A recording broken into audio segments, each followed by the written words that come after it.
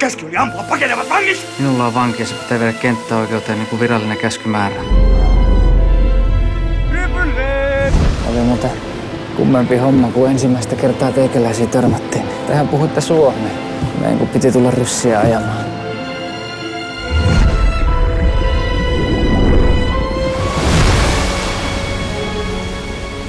Mitä sillä saarella tapahtui? Miksi kerron nimesi? Se on erilainen. Kuten minä. Ja nyt se nimi. Tänne tuodaan roskaväkeä veristen ruumiiden ääreltä. Tappamista ilman katumusta. Perraiset suspiis. Pojan nimi on Eino.